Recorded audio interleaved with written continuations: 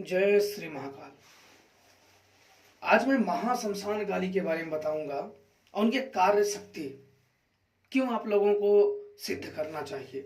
महाकाली की सिद्धि सभी दुखों का और शत्रुओं का विनाश कर देती है, इन्हें अगर प्रसन्न कर पाए तो। क्योंकि इनके मंत्र अगर जो आपको जागृत करके सिद्ध कर लो तो 3 बार ही अगर मंत्रों का जाप करके इनके सामने फरियाद की जाए या तो अपनी सहायता के लिए बुलाना पड़े, ये तुरंत आती हैं। इसके नियम बाय नियम विधान होते हैं और कार्य चलाने के भी अलग विधान होते हैं, जो कि गुरु के बगैर वो कार्य नहीं बताया था और अनुसंधान भी नहीं कर सकते हो बिना गुरु के आज्ञा के और बिना गुरु के मार्गदर्शक के। क्योंकि जिस व्यक्ति को हम रास्ते का ज्ञान है उसे जाग ऐसे सकते हैं, वही ये सबसे बड़ा होता है चलाने का मार्ग। मंत्र आपने प्राप्त कर लिया, वही वाली है ना कि एक उसके गुरु द्रोण के पुत्र की अश्वत्थामा वाली बात। चलाने को तो बेचारा चला दिया पर उससे रुके ना। तो बताइए इसे विद्या का क्या? सिद्धियां तो आपने कर ली पर उससे प्रयोग ही नहीं पता है। प्रयोग पता है तो अड्ड सड्ड पता है। मैंने एक मंत्र बताए थे, काली काली महाशमशान काली, भूत प्रेत में हाहाकार मचाओ काली, जिन जिन्नात को पीर फकीर को मारो काली, मैं बुलाऊं आओ काली, मेरा सर्व कार्य सिद्ध कराओ काली, जो मुझे कष्ट दे उसका कलेजा खाओ काली, दुहाई शमशान काली की। मंत्र बताए थे, विधान नहीं बताए थे। विधान इसलिए नहीं बताए थे कि महाकाली की सिद्ध किए हुए मंत्र मेरे पास खुद है और इसलिए अगर मैं दोनों में से एक को मुझे गुप्त रखना होगा, या तो मैं मंत्र गुप्त रख दूं या तो विधान गुप्त रख दूं। पर मैंने इसलिए मंत्रों को रखा कि कुछ बेवकूफ होंगे कि स्वयं ही मैंने काफी बेवकूफों को ठीक किया। उसने सिर्फ मैंने कुछ दक्षिणाएं रख दी, क्योंकि मैं इसलिए दोनों में से मुझे गुप्त करना था क्योंकि गुरु की मांग मुझे रखना था। और मैंने कुछ उसमें दक्षिणाएं रख दी कि भाई आप ये देने के बाद ही करो। क्योंकि अगर ये मंत्रों को अगर ऐसे ही सिखाने लगो तो हर व्यक्ति जो मुंह उठाए, जो पागल ढेगल, अच्छा बुरा, जो ना भी दुखी आजमाने के इरादे से और कुछ करने के इरादे से वो जपता रहेगा। और उसे दोनों प्राप्त है तो हर चीज में आज न कल किसी न किसी के रूप में माता को आना ही पड़ेगा और उस तकलीफ का कारण मैं रहूंगा, क्योंकि मंत्र और विधान दोनों मेरे हैं। तो मैंने अगर उस विधानों को राज खोला तो उस तकलीफ के कारण मैं रहा। तो इसलिए मैंने विधानों को बंद रोक दिया गया, मंत्रों को दे दिया गया। पर कुछ बेवकूफों ने, मूर्खों ने क्या किया, उन मंत्रों को ऐसे ही जाप करने लगे। जब जाप करने लगे तो बड़े तगड़े, मतलब मरने जैसी ऐसे ऐसे बीमार हो गए कि मैं बता नहीं सकता हूँ। नंगे दौड़ने लगे, बोले कपड़ा तक भूल गया है, अपने माँ बाप को मारने लगे, गाली गलौज देने लगे। तब जाके मैं प्रभाव खत्म हुआ। दक्षिणा से कहीं ज्यादा वो उनसे पूजा लिया गया, फिर उन्हें ठीक भी किया गया। क्यों? क्योंकि वो थोड़ी सी दक्षिणा के लिए मरे जा रहे थे और डर गए जहां से मंत्र। फिर मैंने वही उनकी दक्षिणा से उनकी पूजा, माता की पूजा किया कि माता कोई बात नहीं, गलती हो गया है, नादान है, मूर्ख है, माता माफ कर दो उसे। फिर वो ठीक हो जाता था। फिर उसे मैं नियम बताता था कि तू ऐसे करना चाहिए। बोले गुरु जी हम ऐसे कर लिए। बोले ऐसे नहीं करना चाहिए। हर एक साधनाओं को, हर विधान को शक की नजर से नहीं देखी जाती है। कभी कभी हमारा अविश्वास ही हमें ले डूबता है। कोई व्यक्ति किसी पे विश्वास नहीं करता है तो उसकी मौत जब आती है ना तो अपने मौत पे भी विश्वास नहीं करता है। इन मंत्रों का पूरे विधानों को मैं बताता, लेकिन कोई ऐसा लायक इनको कार्य करने के ऐसे ऐसे विधान है कि कुछ भी कर सकते हो। अप्सरा, एक छिड़ी, किसी को भी ला सकते हो। सिद्ध करने की तो जरूरत ही नहीं है इन सबको जो ये साधनाएं पूरी तरीके से करके, ये जो भूत पिशाच जिन्न राक्षस खबीस दुनिया भर के, इनको तो सिद्ध करने की भी जरूरत नहीं। आगे पीछे दुम दबा के घूमते रहेंगे, मुझे कुछ काम दे दो, बस मुझे कुछ दे दो खाने के लिए, बस मुझे काम दे दो। आप लोग क्या करते हो? शक्तियां लेते हो। मैं तो गुरु आसनी में इतने लोगों को दे दूं कि गिन ना पाओ, क्योंकि जो मुझे आएगा मुझे कुछ खाने पीने के लिए दे। ठीक है, मैं तुझे इसके पास भेज रहा हूं, वहां तुझे खिलाएगा, काम कर रहा। हाँ ठीक है, वो पा गया काम। लेकिन मैं देखो लोगों के साथ छल नहीं करना चाहता। मैं लोगों को, अपने लोगों को, हम सब हिंदू हैं, अपनी देवी देवता, मैं अपने लोगों के साथ छल नहीं करना चाहता। मैं हमेशा सत्य, जो सही है वही चीज को बताओ। अड्ड बड नहीं, क्योंकि अगर मैं आज दे दूंगा, जब तक आप उसे पूजा दोगे तब तक वो ठीक करता रहेगा। जिस दिन आपने पूजा बंद करे, कभी तो बूढ़े होगे, कभी तो हाथ पर, फिर वो शक्तियां आपके घर तांडव मचा देगी, फिर आपके वंश का नाश कर देगी। क्या करोगे? आपने क्या कर लिया? आपने तो अपने हाथों अपने परिवार का गला घोट दिया इन ट्रांसफरों के नाम पे। क्या कर दिया? अगर शक्तियां किसी से लोगे, जिस पूजा नहीं दोगे, इसलिए मैं नहीं देता हूं। अगर मैंने शक्तियां मुझे मांगे, मैं दे देता हूं, तुरंत अनुभव करवा देता हूं लोगों को। पर ये होता है कि मैं जानता हूं कि बाद में उसके बड़े, इसलिए गुरु आसनी होते हैं कि पूजा करते जाओ, और जब तक ये जिए उसमें भी काफी नियम होते हैं, काफी होते हैं। कोई भी साधना, इसलिए मैं बोलता हूं ना कि चलते फिरते गुरुओं से नहीं सीखनी चाहिए। जब सत्य का ज्ञान ना हो ना, तो चलते फिरते गुरुओं से नहीं सीखनी चाहिए, अन्यथा मिलेगी मौत। और आप तो मरोगे, पर वो शक्तियां जब बेकाबू हो जाएंगी ना, तब आपके परिवारों का नाश कर देंगी। तो इसलिए मैं बोलता हूं, मेहनत करो, मेहनत करो, मेहनत करो। फिर कुछ लोग बोलते हैं, गुरुजी मुझे तो कुछ मिला नहीं। तो वो सोचते हैं, अरे बेवकूफ, तुझे अगर मिल जाता यहां से ना, तो तू अपना परिवार का अंत कर लेता। तुझे पता क्या है अभी इन सब के बारे में? तू मेरा शिष्य, मैं तेरा गुरु हूं, तो जो हो रहा है तेरे के लिए अच्छा हो रहा है। मुझे जब कुछ, मैंने एक आध दो शिष्यों को सिखाया, तो एक आध को सिद्धियां नहीं मिली, मतलब नहीं आए देवता, तो बोले मुझे गुरुजी कुछ नहीं मिला। तो एक शक्ति यही सुजान बोला कि ये तो महामूर्ख है, इसके भले के लिए अभी नहीं मिला, कि अभी तुम भक्ति करो। तुम भक्ति करोगे तो तुम्हारे घर में प्रेत बाधा है, तुम्हारे प्रेत बाधाओं का अंत हो जाएगा।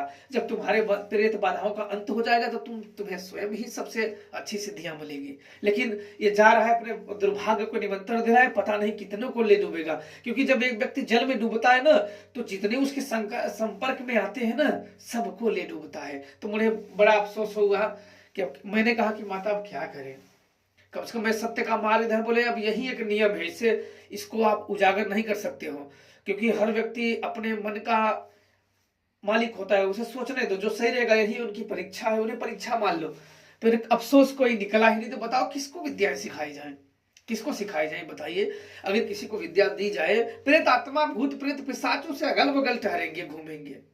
अगर देवियों को बताइए, लोग अगर, रही बात गुप्त की, मंत्र गुप्त की, गुरु के मंत्र है, दिए हुए मंत्र है, माता दी हुई है, मैंने उनका किया हुआ है, अगर उन सबको विधान और मंत्र सब अगर सामने रख दिया जाए, तो फिर उसमें गुप्तता बनी क्या?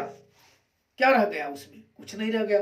तो इसलिए गुप्तता बनाए रखने के लिए, और जो सच में गुरु भक्ति या माता से प्रेम है, वो करेगा, वो करेगा, किसी भी शर्त को मानेगा। जब वो शर्त को मानेगा, तो होता है कि नहीं, इसे सिखाना चाहिए, इसकी एक बार इसे परीक्षा का मौका देना चाहिए, इसे माता के मंत्र और विधान दिया जाए, और एक बार इसे परीक्षा के कसौटी पे कसा जाए कि देखो ये टिक पाता, कि टिक गया तब तो ये तार लेगा, और नहीं टिक पाया तो फिर बह जाएगा बेचारा।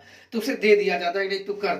फिर उसे मार्गदर्शन, मंत्र और विधान, कि मंत्र ये है, मंत्र तो तुम पढ़ लिए हैं, और उसका विधान यह है, इसको ऐसे ऐसे करो, इसके इस प्रकार से करो, देवी जब आएगी तो उनसे आशीर्वाद का वर मांग लेना।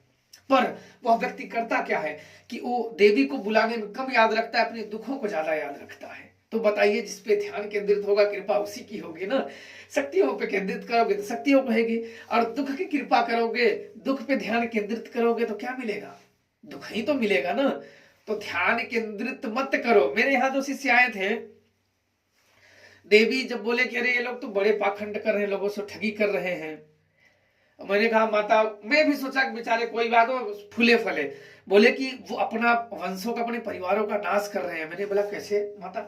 बोले कि वो लोग अपने मनमानी में चंद पैसों के लिए बड़ी बड़ी भूतों से, प्रेतों से, पिशाचों से लफड़े मोड़ ले लेंगे, और उन्हें ज्ञात है कि माता की शक्ति तुम्हें भी ज्ञात है, मुझे बोले तुम्हें भी ज्ञात है कि उसके पास शक्तियां नहीं है, उसके पास सिर्फ पाखंड है। और लोग जो उसकी बातों में आते हैं ना, वो सिर्फ मूर्ख है, उनकी चिकनी चुपड़ी से बात करने का आइडिया और ढंग है।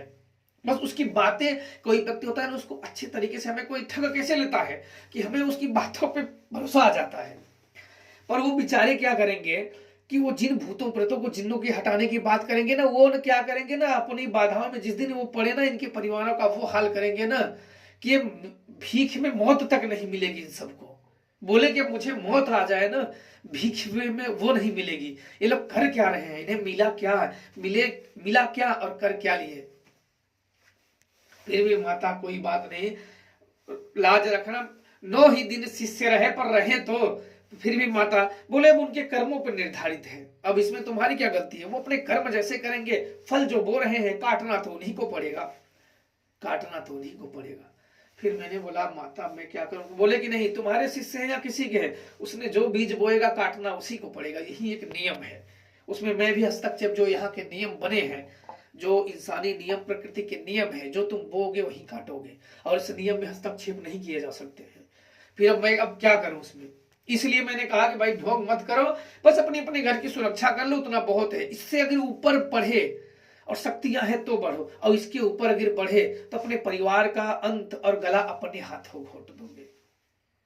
इसलिए होता है कि कुछ बुद्धिमानी जरूर दिखाई जाए, देवी के शरण में तो कुपात्र बन के नहीं जाना चाहिए, हमेशा देवी के आस कब छोड़नी चाहिए, जब पात्र हो जाओ तब कि माता मैं अब स्वयं मैं निर्णय ले सकता हूं, और कुपात्र होकर गिर जाया जाए तो सिर्फ और सिर्फ यहां से भूत ही पिशाच पीछे पाओगे, और जो परिवारों का नाश कर देते हैं। इसलिए सदैव देवी के चरणों में समर्पित रहो और उनसे सदैव कृपा की गुहार लगाते रहो। देवी ये अगर सच्चे मन से जिस दिन आपने याद कर लिया ना, उस दिन देवी की कृपा आप पे हो जाएगी, कोई भी काट नहीं सकता है। इसलिए सच्चा मन होना चाहिए, और जिसका सच्चा मन नहीं है वो भटका हुआ है, और भटके हुए को कभी रास्ता नहीं मिलता है, क्योंकि जिस मंजिल पे वो जाना चाहता है वो तो रास्ते भटक के कहीं और मंजिल पे आ गया है। जब किसी और मंजिल के स्थान पे कोई और मंजिल ढूंढेगा तो उसे प्राप्त कहां होगा, तो भटका है। तो इसलिए व्यक्ति जो अपने कर्म का बीज बोता है वही वो काटता है। इसलिए भाग्य को बदलने का एक बहुत बड़ा है। उस दिन देवी ने मुझे बोला था, मुझे आप लोगों से प्रेम है, मैं बता रहा हूं, भाग्य को बदलना हो तो अपने कर्म पे नियंत्रण करो और कम काम करो, बस शांत रहो, क्योंकि आपके द्वारा मुंह से ही सारे फसादों की जड़ शुरू होती है। इसको बंद रखो और अपने कामों को, अपनी लालचों को, अपनी इच्छाओं को कम करो, और निर्णय सही लो। जिस रास्ते में जा रहा हूं तो उसमें मुझे लौटना नहीं है। मैंने तंत्र पे आ गया तो माता सच्चा क्यों है, जो तंत्र पे आ गया तो माता मैं आ गया, चाहे मुझे कृपा मिले या न मिले, ये सोच होती है ना। अरे नहीं नहीं मुझे तो यहां से कुछ नहीं मिला, तो ये क्या है, भक्तों की निशानी है, क्या पाओगे फिर। हमने जब चुन लिया कि देवी हम शरण में है, महादेव तेरे शरण में हम आएंगे, हमें स्वीकारना न स्वीकारना आपकी मर्जी, जब तक नहीं स्वीकारोगे हम आपके शरण में बैठे रहेंगे। ये होता है समर्पण, और ये होता है साधक का मन। और ये चीज नहीं है तुम्हें इस जन्म में सिद्धियां ना मिले, हो सकता है बुढ़े में मिल जाए। अगर ये समर्पण का भाव नहीं है तो क्यों आए हो लोगों को दिखाने के लिए, जादू मंत्र सीखने के लिए। पहले वो चीज प्राप्त कर लो, उसे वहां तक पहुंचते पहुंचते ही स्वयं आप लोगों के लिए जादू बन जाएंगे, स्वयं कुछ सब कुछ पता चलने लगेगा, किसी के मन की बात, किसी की, फिर आपको जादू दिखाने की, एक पब्लिक नाटक दिखाने की क्या जरूरत है। एक जादू एक तरीके से माना बोला नाटक नहीं होता है, माता की आशीर्वाद होता है। पर बताइए किसी चीज को अगर बाजार में दिखाया जाए तो क्या होता है, वो मनोरंजन का पात्र होता है ना। पर ये स्वतः ही होने लगे तो हमें उनको कहना भी ना पड़े। तो इसलिए उन शक्तियों को जगाओ जो महाशक्ति है, जो सब कुछ दे सकती है, हर कार्य करने में समर्थ है, उसके लिए कुछ भी नहीं है असंभव। अब क्या तांत्रिक बोलते हैं मेरा कोई कुछ नहीं, क्यों बोलते हैं, क्योंकि उसे सिद्धियां नहीं होती हैं। उसे सिद्धियां जब हो जाए ना तो किसी को क्यों बोले। अगर कोई भी व्यक्ति हो, किसी के बुरा नहीं करना चाहिए कभी भी। हाँ बचे हो भूत प्रेत से छुड़ा दो, पर बुरा नहीं करना चाहिए, क्योंकि इससे लोगों के दुख होते हैं, आत्माएं दुखी होती है, इसलिए बुरा नहीं करना चाहिए। तो अपने अपने यही है कि माँ काली से कृपा से कितनी बड़ी सिद्धियां प्राप्त हो सकती हैं। पर अब क्या करें। तो आज के लिए बस इतना ही। आप लोग खुश रहो, प्रसन्न रहो। माता महाकाली का आशीर्वाद और महादेव का आप लोगों पे सदैव बरसता रहे। प्रसन्न रहो, और किस्मत मिले तो जरूर आप लोग एक बार महाकाली की साधना और विधान के साथ करना, फिर देखना समर्पण भाव आ जाएगा ना, तो फिर किसी को बताने की जरूरत नहीं है कि भक्ति क्या होता है और शक्तियां क्या होती है। ये होती है कि नहीं होती है आपको स्वतः ही पता चल जाएंगे जिस दिन आपने माता को जगा लिया। जय श्री